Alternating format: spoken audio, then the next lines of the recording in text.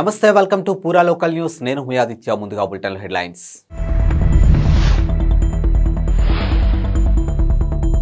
షర్మిల కాంగ్రెస్ లో చేరితే 40 మంది ఎమ్మెల్యేలు హస్తం పార్టీ వైపు వెళ్తారు రఘురామకృష్ణరాజు పేషెంట్ నిరాకరిస్తే ఐసీయూలో చేర్చుకోవడానికి వీల్లేదు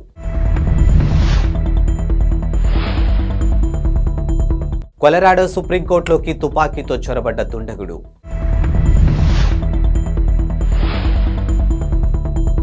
వైసీపీ రెబల్ ఎంపీ రఘురామకృష్ణరాజు ఆసక్తికర వ్యాఖ్యలు చేశారు. ఇక వైఎస్ షర్మిల కాంగ్రెస్ లో చేరిన తర్వాత సుమారు 40 మంది వైసీపీ ఎమ్మెల్యేలు హస్తం పార్టీ వైపు వెళ్లే అవకాశం ఉందని సంచలన వ్యాఖ్యలు చేశారు. ఇక సరైన అభ్యర్థులు లేరని భావించిన కాంగ్రెస్ పార్టీ వచ్చే ఎన్నికల్లో 7% ఓట్లు సాధించే స్థాయికి చేరబోతుందని ఆయన జోష్యం చెప్పేశారు. ఇక వైసీపీ గెలుపులో కీలక పాత్ర పోషించినటువంటి క్రైస్తవులు ఇక షర్మిల వైపు చూస్తారని విశ్లేషించారు. షర్మిల భర్త అనిల్ రానున్న ఏపీ అసెంబ్లీ ఎన్నికల ప్రచారంలో కీలక పాత్ర పోషించుతున్నారని తెలియజేశారు. తన బావ జగన్ గెలుపు కోసం కృషి చేశారని ప్రస్తావించారు.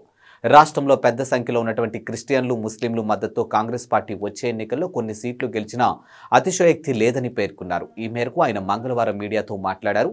కాంగ్రెస్ లో చేరాలని షర్మిల నిర్ణయం తీసుకోవడంపై వైసీపీకి ఒక పెద్ద ప్రమాదం లాంటి పరిణామాన్ని వ్యాఖ్యానించారు. ఇక వైకాపాలో టికెట్ దక్కన నేతలంతా ఇప్పుడు కాంగ్రెస్ తరఫున పోటీ చేస్తారని, కాంగ్రెస్ తిరిగి పుంజుకున్న తర్వాత వైసీపీ కనుమరుగవడం ఖాయమని అన్నారు. రానున్న అసెంబ్లీ ఎన్నికల్లో మా పార్టీకి 30 నుంచి 35 స్థానాలు వస్తాయని గతంలో నేను చెప్పాను, కానీ ఇప్పుడు ఆ సంఖ్య 20 లోపే ఉంటుందని ఆయన రఘురామకృష్ణ తెలియజేశారు. వైకాపాకు ఇప్పటి వరకు దన్నుగా ఉన్నటువంటి ముస్లిం క్రిస్టియన్ ఓట్లు కాంగ్రెస్ వైపు మళ్లున్నాయి. సీఎం జగన్ ను భరించే నాయకులు ప్రజల్లో రాష్ట్రంలో ఎవరూ లేదని విమర్శించారు. అన్ని వర్గాల ఆగ్రహ వేషాలు వచ్చే ఎన్నికల్లో వైసీపీని ఓడిస్తాయని అభిప్రాయపడ్డారు. రోగి నిరాకరిస్తే హాస్పిటల్ యాజమాన్యాలు ఐసీయూలో చేర్చుకోవడానికి వీల్లేదని కేంద్రం స్పష్టం చేసింది. ఇక పేషెంట్ బంధువులు అభ్యంతరం తెలిపినా పరిగణలోకి తీసుకోవాల్సిందని తెలిపింది. ఈ మేరకు ఐసీయూలో రోగులు చేర్చుకోవడంపై కేంద్ర ఆరోగ్య శాఖ మంగళవారం కీలక మార్గదర్శకాలు జారీ చేసింది. 24 మంది నిపుణుల బృందం ఈ మార్గదర్శకాలను రూపొందించినట్టు తెలుపుతుంది. అగ్రరాజ్యం అమెరికాలోని కొలరాడోలో సుప్రీంకోర్టులో సోమవారం అర్ధరాత్రి దాటాక కలకలం రేగింది. సాయుధుడైనటువంటి ఓ దుండగుడు సుప్రీంకోర్టు భవనంలోకి చొరబడి కాల్పులకు పాల్పడ్డాడు. అయితే పోలీసులు అతన్ని అదుపులోకి తీసుకోవడంతో అంతా ఊపిరి పీల్చుకున్నారు. ఇక కోర్టు భవనానికి తీవ్రమైన నష్టం కలిగించాలనే ఉద్దేశంతో దుండగుడు చొరబడ్డాడని పోలీసులు వెల్లడించారు. అయితే తుపాకీతో కోర్టు భవనంలోకి చొరబడ్డ వ్యక్తి ఎవరనేది ఇంకా వెల్లడి కాలేదని పేర్కొన్నారు. సోమవారం రాత్రి 1 గంట 15 నిమిషాల సమయంలో డౌన్ టౌన్ డెన్వర్లో ఓ భవనం వద్ద కారు ప్రమాదం జరిగింది. ఈ ఘటనలో కారు డ్రైవర్ మరో వ్యక్తిపై తుపాకీ గురిపెట్టాడని, ఆ తర్వాత కొద్దిసేపటికి అతడే సుప్రీంకోర్టు భవనంలోకి కిటికీ ద్వారా ప్రవేశించి కాల్పులు జరిపారని కొలరాడో పోలీసులు అధికారులు వెల్లడించారు. ఇక దుండగుడు 7వ అంతస్తులోకి ప్రవేశించి కాల్పులు జరిపాడని తెలిపారు. ఇక కాల్పులు జరిపిన వ్యక్తి స్వచ్ఛందంగా లొంగిపోయాడని, ఎవరికి ఎలాంటి గాయాలు కాలేదని ప్రకటనలో వివరించారు. కాగా దుండగుడిని ఒక నిరాయుధుడైనటువంటి సెక్యూరిటీ గార్డు పట్టుకున్నారని ఎమర్జెన్సీ నంబర్ 911కు సమాచారం అందించాడని తెలిపారు. హైదరాబాద్లో ఇవాళ పెట్రోల్ బంకుల వద్ద కిలోమీటర్ల కొద్ది వాహనాలు క్యూలో ఉండడం తెలిసిందే. ఇక దాంతో చాలా బంకుల వద్ద నో స్టాక్ బోర్డులు దర్శనమిచ్చాయి. ఇక పెట్రోల్ డీజిల్ ట్యాంకర్ డ్రైవర్ల సమ్మె నేపథ్యంలో పెట్రోల్ డీజిల్ దొరకవేమోన్న ఆందోళనలో వాహనదారులు పెట్రోల్ బంకుల వద్దకు పోటెత్తారు. ఈ నేపథ్యంలో తెలంగాణ పెట్రోల్ పంపుల అసోసియేషన్ శుభవార్త చెప్పింది. జనవరి 3 నుంచి పెట్రోల్ సరఫరా యథావిధిగా కొనసాగుతుందని, ఎవరూ ఆందోళన చెందాల్సిన అవసరం లేదని తెలంగాణ పెట్రోల్ పంపుల అసోసియేషన్ అధ్యక్షుడు అమరేందర్ రెడ్డి వెల్లడించారు. ఇక పెట్రోల్ ట్యాంకర్లు డ్రైవర్లు ముందస్తు సమాచారం ఇవ్వకుండా సమ్మెకు దిగారని, దాంతో సమస్య ఉత్పన్నమవుతుందని తెలిపారు. ఇక ట్యాంకర్లు డ్రైవర్లతో మాట్లాడి సమస్యను పరిష్కరించామని పేర్కొన్నారు. పెట్రోల్ డీజిల్ కొరత ఏర్పడిందన్న వార్తలు అవాస్తవమని అమరేందర్ రెడ్డి స్పష్టం చేశారు. ఇక ప్రస్తుత పరిస్థితులను ఉపయోగించుకుని కొందరు కృత్రిమంగా పెట్రోల్ కొరతను సృష్టించే ప్రయత్నం చేస్తున్నారని, వారిపై చర్యలు తప్పువని హెచ్చరించారు. అటు కేంద్రం కొత్తగా తీసుకున్నటువంటి చట్టంలో హిట్ అండ్ రన్ క్లాజ్కు వ్యతిరేకంగా దేశంలోని పలు రాష్ట్రాల్లో ట్రక్ డ్రైవర్లు సమ్మెకు దిగారు. ఈ సమ్మెలో పెట్రోల్ డీజిల్ ట్యాంకర్ల డ్రైవర్లు కూడా ఉండడంతో పలు చోట్ల పెట్రోల్కు విపరీతమైన డిమాండ్ ఏర్పడింది. బీజేపీపై తప్పుడు ప్రచారాలు నమ్మవద్దని, విష ప్రచారం చేసేవారి సంగతి పార్టీ చూసుకుంటుందని ఆ పార్టీ జాతీయ ప్రధాన కార్యదర్శి కరీంనగర్ ఎంపీ బండి సంజయ్ అన్నారు. కరీంనగర్లో ఆయన పార్టీ నాయకులతో సమావేశం నిర్వహించారు. ఈ సందర్భంగా మాట్లాడుతూ ఎన్నికల్లో కష్టపడ్డ వారికే స్థానిక సంస్థల ఎన్నికల్లో టిక్కెట్లు ఇస్తామని స్పష్టం చేశారు. ఇక రానున్న పార్లమెంటు ఎన్నికల్లో బీజేపీని అత్యధిక మెజార్టీతో గెలిపించాలని అన్నారు.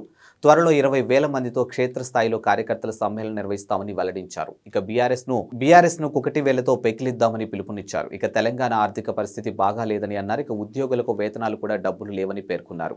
కాంగ్రెస్ పార్టీ ఇచ్చినటువంటి హామీలు ఏ మేరకు నెరవేరుస్తుందనేది దేవుడెరుగు అని పేర్కొన్నారు. ఇక కాంగ్రెస్ ఎన్నికల మేనిఫెస్టో అమలు చేయడం కష్టంగా కనిపిస్తుంది.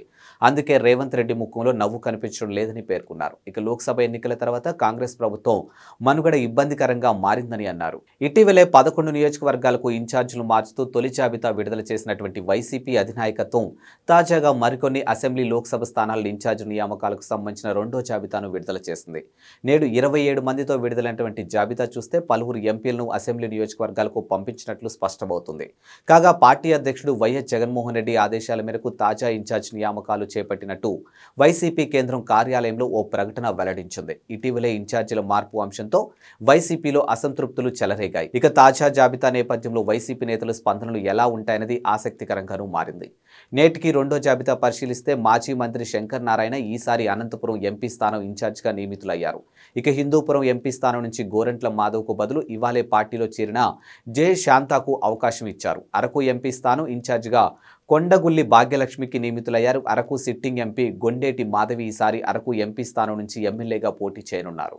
వైఎస్ఆర్టీపీ అధినేత్రి వైఎస్ షర్మిల ఇంట త్వరలో శుభకార్యం జరగనుంది. ఇక షర్మిల బ్రదర్ అనిల్ కుమార్ దంపతుల కుమారుడు రాజారెడ్డి ఓ ఇంటివాడు కాబోతున్నాడు. రాజారెడ్డి పెళ్లి ఫిబ్రవరి 17న అట్లూరి ప్రియాతో జరగనుంది. ఈ నేపథ్యంలో షర్మిల నేటి సాయంత్రం తనయుడు రాజారెడ్డి కాబోయే కోడలు అట్లూరి ప్రియాతో కలిసి ఇడుపులపాయ చేరుకున్నారు. అక్కడ తండ్రి వైఎస్ రాజశేఖర రెడ్డి సమాధిని సందర్శించారు. ఇక తనయుడి పెళ్లి పత్రికను తండ్రి సమాధి వద్ద ఉంచిన షర్మిల ఆశీస్సులు అందుకున్నారు. ఈ సందర్భంగా వారితో వైఎస్ విజయమ్మ కూడా ఉన్నారు.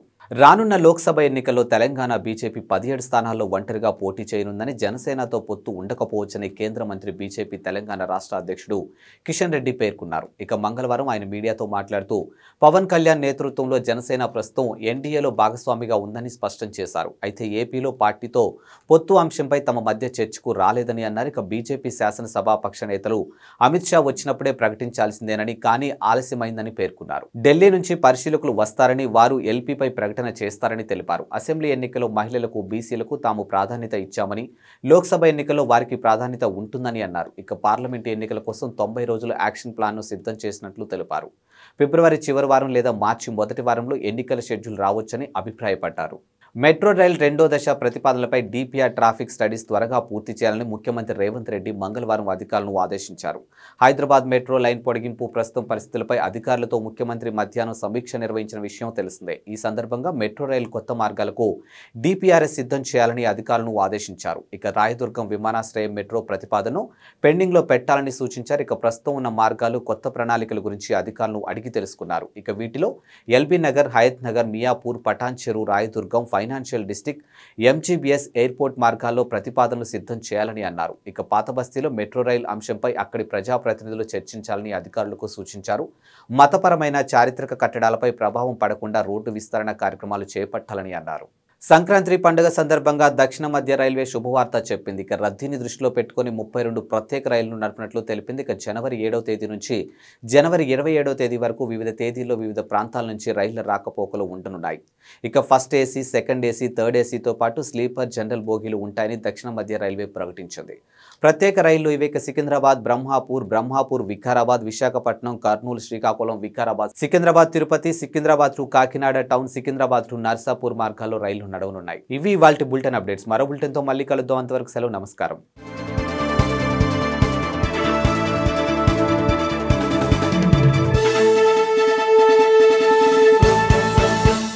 థ్యాంక్స్ ఫర్ వాచింగ్ పూరా local news, your choice for local voice. పూరా లోకల్ మీకోసం మా ఛానల్. మీ జిల్లాకు, మీ మండలానికి, మీ గ్రామానికి, మీ ప్రాంతానికి, మీ వీధికి, మీ ఇంటికి, మీ వద్దకి, ఎక్కడికైనా ఎప్పుడైనా మా పూరా లోకల్ ఛానల్ వస్తుంది. మీరిచ్చే సమాచారాన్ని అందరికీ చేరువయ్యేలా చేస్తుంది. మీ గొంతుకని ప్రతి ఒక్కరికి వినిపిస్తుంది. మీకు ఎల్లప్పుడూ అందుబాటులో ఉంటుంది మా పూరా local. Your choice for local voice. Pura Local.